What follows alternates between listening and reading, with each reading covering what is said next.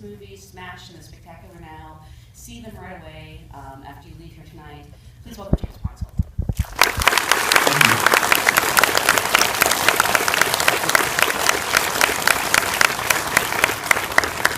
Also joining us is the actor who you just saw in his amazing transformative role as David Foster Wallace. He's been in movies such as I Love You Man, 40-Year-Old Virgin. I don't think even his biggest fans could have been prepared for his transformation in this role. Please welcome Jason Segel.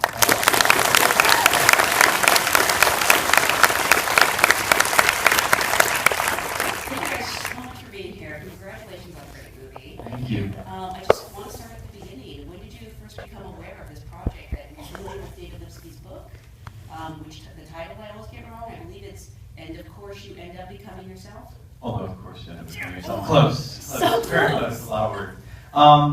Yeah, I did read it when it came out in 2010 and loved it. And loved it because I was a big David Foster Wallace fan. I first became a fan of David Foster Wallace in the mid-90s. I was a teenager in Athens, Georgia, which is a big music town, college town, and writing for an alt-weekly, and all the people that wrote for it, who were older, were like grad students or just in bands locally, were really into David Foster Wallace's nonfiction.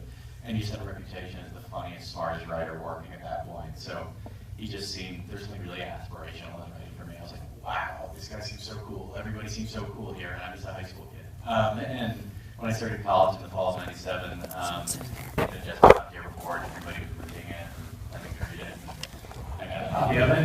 And slowly worked my way through it over 4 or 5 months. And at the end of it, it was like the most complicated relationship that year for me, and just fell in love with Wallace's writing, and even had his writing read at the wedding years later. And so, yeah, and then years later, my former playwriting professor from college, reached out to me and said, "Hey James, I don't know if you're a fan of David Foster Wallace or if you've read this book by David Lipsky." I don't know if it was anymore. But I've adapted for non content. We're going to send you the script, and here's what you think. And I was thrilled and humbled and really terrified to sit down and read that script. But at the same time, having read the book, was there a part of you that was like, the book is just transcriptions and observations? Like, how did they make a movie out of it? Yeah, I mean, when I read David Lipsky's book, it was, the book made a big, the book was a New York Times bestseller, it was an acclaimed book, so it was everywhere. I just remember there was a point, I kept seeing it at airports. And it's not as simple as just a transcription of the conversation. I mean, it's that, but it's also, it's a weird kind of memoir because it's David Lipsky in like 2008, 2009, listening to himself from 12 years earlier, a younger version of himself, and so it's infused with a sense of loss and grief and nostalgia. And that being said, when you're in the present, so to speak, with these guys, they're just two guys who are really smart and ambitious and hungry and funny, just talking about pop culture. So it's a strangely emotional book. And Jason, did you know the history of the project? How did the script find its way to you? Well, the script arrived to me right before I got on an airplane, and I read it on the plane. And by the time I landed, it was just something I felt like I needed to do. It was right where I was personally, and I was really scared of it. And I think that was something that was really important to me. I wanted to do something that scared me. I thought back to the stuff that I liked best that I had done, and it was stuff where I was really scared. I was scared when I made Forgetting Sarah Marshall. Like anything that with a lavish puppet musical was a very scary thing. And at some point, honestly, I felt like, I used to be braver. I had that thought, and I wanted to do something where I didn't know if I'd be capable, and with a fall flat on your face factor, I wasn't aware of Lipsky's book. So once James and I decided to do it, I started reading Infinite Jest, and I couldn't do any more reading besides Infinite Jest. My brain was overloaded. So I actually listened to an audio tape of Lipsky's book over 2 days with 2 actors playing David Foster Wallace and Lipsky. I drove to Redding, California, and back. I slept at like a Red Lion motel at the top of California. And I felt like I took the road trip with those guys. It was a really interesting way to experience Lipsky's book. And the thing that really stuck out to me was that they, in addition to these tense moments and these real themes, they also had a lot of fun, which was an important thing to bring into the movie, Were you at all intimidated? I don't think you've played a real person before, unless I'm missing something from your filmography. No. Well, the guy from Muppets. Yeah, I was very scared. Yeah, I was terrified. David Foster Wallace is someone who people love for various reasons and in various capacities, you know, and I wanted to honor that, and I wanted accuracy was really important. But as James and I talked about a lot, you also didn't want to butt up against impression.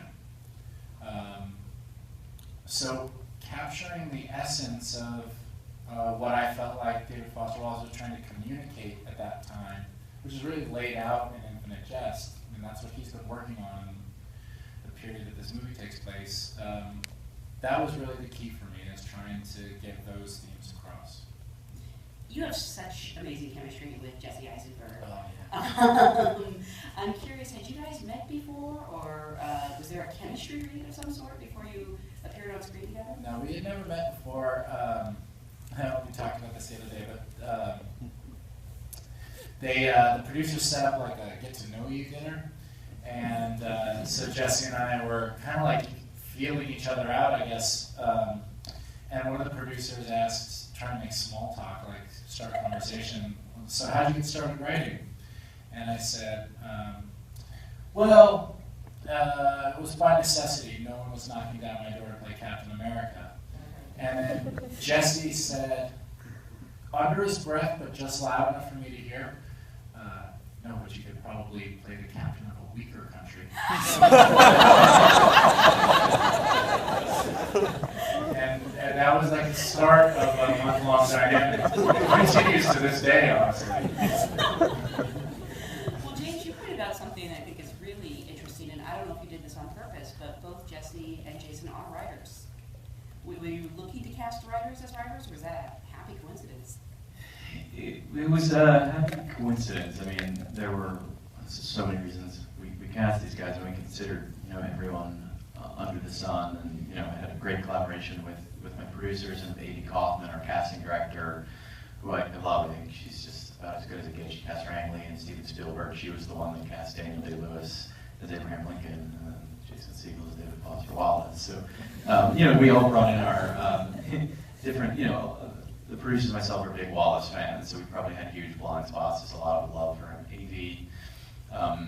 She wasn't as aware of Wallace. She knew the name, but she hadn't obsessively watched all the videos on YouTube with him on Charlie Rose, things like that. So she really just watched him and saw the qualities that he had when he was in the company of someone interviewing him. But yeah, it was one of those things in talking to Jesse and talking to Jason. Yeah, what really did strike me was that they do think and understand the life of the mind of being a writer. You know, Jason wrote for Sarah Marshall, wrote the Muppets film. He's writing the Lego sequel. Jesse writes humor pieces for the New Yorker and plays that are produced all the time. And I think there's something about the process of writing, of having something in your mind that you think is great, and then 99% of the time, while you're working alone, long hours, you feel really inept and just small and incompetent, and then you submit your writing to the scrutiny of other people who rip it to shreds, and then you do it again and again and again, and if you're lucky, you get to share it with the public, and they do whatever. You can't control what they feel. There's something really masochistic about it. I think you have to be addicted to it, or else you just quit. I think that's what happens. You get a thick skin or you quit. And Jason and Jesse understand that. It's a process of humbling, I think, yourself. Yeah. And I know Jesse was able to spend time with David Lipsky, who, you never hear this, was thrilled Jesse was playing him. And were you able to talk to people who knew David, or was it a matter of studying his work, studying his... I did have people I could talk to, people who were close to him at the time, which was very helpful. And what kept coming across, both in Lipsky's book and people that I talked to, was that he was very complicated, and he was dealing with a lot of stuff. He was dealing with, I think, an existential crisis at the moment, where things go exactly the way you hope they will go, and you still feel the same. That's a big, scary life moment. I've had versions of that, and it's terrifying. Where the thing that's supposed to make you feel good, that you've been banking on it. Like, when that finally happens, I'll finally feel good, and then you feel the same. That's terrifying. But what kept coming across is that he was fun to be around, and funny, maybe prickly, but an interesting, fun guy to hang with. The other thing about writing, to touch on what James was saying, but when you write a script or something, it's 3 or 6 months of no, I can't go out to dinner. No, I can't go do that fun thing. And to write Infinite Jest is years of that. It's years of no, I can't meet you for dinner. And you're laboring under the belief that what you're writing is even going to make sense when you're done. And you're clinging to that for years and years. It's a very specific personality type, I think. How much time did you have to prepare to play David? I had about 4 months. Yeah, which was, I could have taken forever to prepare. I was sort of glad that at some point I had to start, because I don't think you ever really feel ready.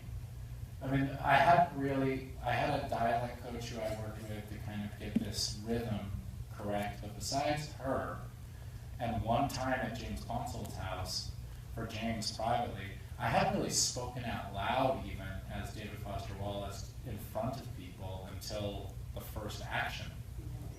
Yeah, and Jesse had never seen me do what I was going to do. I hadn't seen Jesse do what he was going to do as Lipsky. So that first scene where you see us feeling each other out, that's what's happening. We're feeling each other out. Like, okay, this is what this guy's going to be doing. I imagine it was probably pretty accurate to what happened at the time. So that first scene was the first scene you shot? Yeah, the scene where he arrives at my house was the first scene that we shot. And then the second scene we shot was him in my house. And then that was day one, and then day two was the end of the movie when I do those big monologues and we have a big fight. It was trial by fire. 4 months to prepare for this movie. So you had not read it prior to? No, I had read the short form nonfiction. I read it in 10 weeks and thoroughly and all that stuff. But it was hard. It was hard work. It's a tough read. You mentioned before that you read it with a book club. Yeah. They helped you. Yeah, I read it with the best group of guys who had read it before, and one of them teaches English, and we just sort of like it was really moving because we ended up talking about feelings of loneliness and where we place our value over burritos every Sunday. And they also taught me how to chew tobacco.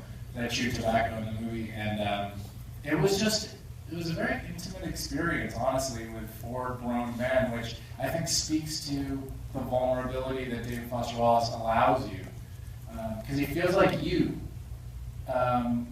taking a chance, taking an emotional chance and saying, hey, I feel dissatisfied. Would anyone else like to join me in the conversation? And we did. Were they strangers, or did you know them before? No, they were total strangers. Just a bunch of strangers talking about loneliness. Did they know who you were? I think so. They did know that I was there because I was going to play David Foster Wallace. That slowly became revealed as I would ask really probing questions about David Foster Wallace. I didn't want to seem fancy pants. So 4 months to prepare, and then how many days to shoot? It's like 25, I think. Yeah. And I'm not kidding, I hear you shot in an actual polar vortex? In an actual polar vortex. We don't have that around here, do we? We shot in a little bit New York, one day Minneapolis, but mostly western Michigan, outside of Grand Rapids. In February and March of last year was the coldest winter in about 20 years. So even the sunny scenes, like the scene with the guys walking the field with the dogs at the end of the movie, that was negative 19. So that was a warm day. So you might have just answered this question, but what ended up being the most difficult part of the shoot? Maybe for you from a logistical point of view, and you as if there's a particular scene. Sure. With a movie like this, where you're just, part of the momentum that you have, the speed and efficiency with which you have to shoot, because you don't have a lot of money to waste time, you don't dawdle. You just get to it and do the work, and you don't second guess yourself. You do the work in prep when you're not on the clock and literally burning money every day. So I guess there's that. You always perhaps wish you had more time, but I think not having a lot of it makes you incredibly focused and use every second very, very meaningfully. Especially because, from what I understand, and God bless you for this, you insisted on shooting on film. Yeah, well, yeah, absolutely. We shot on 3x35, which is lovely. It sort of projects widescreen, it has a nice grain, and you know, it's a period film. I mean, it's crazy to say it, but I mean, 1996 is almost 20 years ago, so they didn't have HD then the way we do now. So yeah, I think for me, there's a real emotionality to it that you just don't get. Yeah. But it's a warm film too. Usually when you see movies with all this snow, it's like they're not colorful. Yeah, I mean, I don't know, I think there's sort of this trope maybe, especially in American independent films, where winter sort of becomes this cheap and easy metaphor for like existential despair, or like nihilism or something. And for me, it just doesn't feel that way at all. I didn't grow up with the snow. I grew up in Georgia. Our cinematographer, Jakob Erie, he's a great Swedish DP, he's filmed snow all the time and has totally different associations. But the films that we watched and talked about, I mean, were movies like Dr. Zhivago and White Christmas and Fanny and Alexander, stuff like that. I mean, you know, this is David Lipsky's story. This is his story, how he went to sort of the center of the literary universe for a few days. He got to hang out with someone who he admired and envied. And I think there was something, it was an adventure for him. I think it was an unrequited platonic romance for him. You know, it was very romantic and exciting for him. So we wanted to infuse the film with that. I mean, when you shoot in the Midwest in winter, you're inevitably going to get a lot of white and gray and brown, but we wanted pops of color. We wanted a warmth there where it really felt like, good God, these guys love hanging out with each other. Sorry, I turned into a film geek for a second there. I was meant to ask the hardest scene for you. Well, I think the hard part of the movie, in my opinion, is just how honest are you willing to be on the screen. That's what every scene feels like. It's like testing your capacity for honesty. I mean, Jesse and I were both committed to that idea, so that part wasn't hard. I honestly think the hardest part was getting the dogs to do what we wanted them to do. We were running around and we didn't have much time, and the dogs, well, we joked about it, the dogs have no idea what's going on. Like, they don't know that they're acting, or that we're rushing, or who's who. So that was the hardest part. And the secret is that when they needed the dogs to pay attention to me, they stuffed my pants filled with salmon. That's a fact, I'm not making a joke. Yeah. Salmon Pants Segel. Salmon Pants Segel, that's since high school. That's for different reasons. I want to take some questions from the audience. If you have one, please raise your hand. Mr. Ponsoldt, my question is, in what ways did making this film break down some of your own kind of idealized views of Wallace? And then on the flip side, how did it cause you to love Wallace more than you had before? Question is about how did making this movie sort of change your perception of Wallace, for the better or the worse? Actually, I'd like both of you to answer that. Yeah, I mean, it was complicated. There is a very good biography about David Foster Wallace that came out a few years ago by D.G. Mack called Every Love Story is a Ghost Story, which is a proper biography that chronicles all of Wallace's life, the highs, the lows, the vast in between. He's a very complicated guy. You know, this film focuses on a few days in his early 30s when things were going really well for him. He struggled a lot at other points. So in doing research, I learned the warts and all of his life, you know. So, you know, and that to some degree, you know, it colored what we did, but again, we were just so focused in this very specific time in what David Lipsky observed. You know, I think on a very personal level, like when I thought of films that I'd seen that depicted people who were the life of an artist, you know, or a writer, or visual artist, musician, especially ones who wrestle with mental health issues or addiction, the quote-unquote tortured artist movies, I tend to find them to romanticize people's pain and misery, which I find horrific. And you know, for myself, the friends of mine that have wrestled with those issues, some of whom committed suicide, they, in many contexts of their life, and most, like if I was to introduce them to a friend, they could be the most radiant, funny, alive person you ever met. So it was really important to me to not create images and put something out in the world that would romanticize pain and suffering. What really appealed to me was this was a moment when Wallace, he worked really hard on a very complicated book and the world didn't deny it, it affirmed it. He was managing his mental health issues, he was managing his addiction, he was a great teacher. My father was a college professor for over 30 years, Wallace was an amazing teacher, so it was really important for me to make him a human, not to make him, there's a term that people that knew him sort of referred to as Saint Dave, which is something that after his death, people wanted to sort of, turn him into a martyr. He was just a complicated guy who worked really, really hard at his books. So we wanted to make him alive on screen. I think that for me, I did a lot of thinking going in on why. Why does he resonate so hard with people? Why do people feel such ownership to some extent? Like, he's mine, he belongs to me. And I think it's because it's the same way people feel about John Lennon, and it's the same way people feel when they read Catcher in the Rye. That somebody has understood them in a way that nobody else has before. And they've had the words to express things that for us are just sort of this confusion of feelings. And all of a sudden someone comes along with the vocabulary, both emotional and literal, to articulate this stuff that's been sort of swarming inside of you.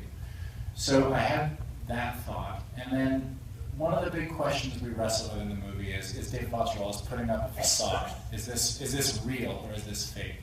And Lipsky believes he's putting up a facade for other people's benefit. And the choice that I made is that, yes, he is putting up a facade, but it's not for anyone else's benefit, it's for his own. I heard in one of the recordings him say, I use every mental gymnastics at my disposal just to feel okay.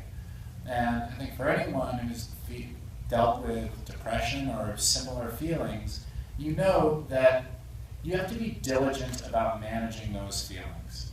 It's sort of like having a twisted ankle where even though you're sitting, you know that in a minute you're going to have to stand up. And that those feelings are right around the corner if you're not diligent about managing them. And for me, I decided that David Foster Wallace was constructing something very particular so that he felt okay, not to trick anybody else. Just a question from an acting perspective. Did you do anything differently for this role than you normally approach a role? I mean, I don't know if you've ever worked with an acting coach. I haven't worked with an acting coach since high school, but I think that, this is going to sound like a joke, and it's not a joke. I tried to imagine what actors I admire would do, and then I copied that in my imagination. It's true. It's true. Yeah, like what do you do when you have to do the whole thing? And then I tried to do that. I don't need to keep focusing on how this role is a departure for you, because you have done dramatic work and things like Jeff Who Lives at Home. But I feel like you were probably very aware of the perception that you were coming off a TV show, going to portray this literary genius who'd never been portrayed on screen before. I mean, did you feel the pressure? Or are you only feeling it now that I keep bringing it up? No.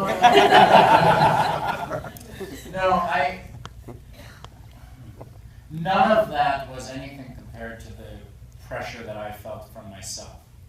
Do you know what I mean? Like, I was aware of that. James mentioned it occasionally.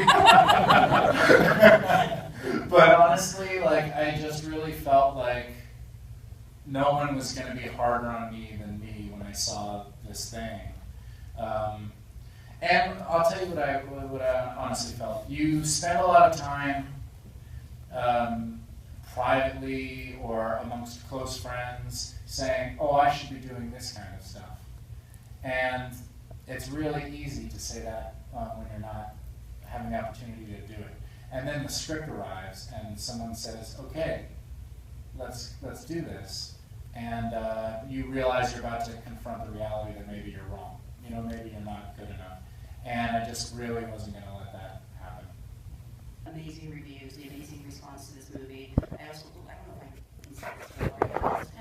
I know that a member of David Foster Wallace's family saw it very, very positive. I have to imagine that is the review that means the most to you. Yeah, I mean, before the film had even premiered at Sundance, they screened it for him, and the person, and they were really moved by it and Jason's performance, and I kind of felt like, well, whatever happens after this. I mean, it was a weird thing. I mean, it was a screening for an audience of 1, and then our first screening at Sundance was for 1,100 people. But yeah, that was really meaningful, and it's been exciting. I mean, screening the movie many times since Sundance.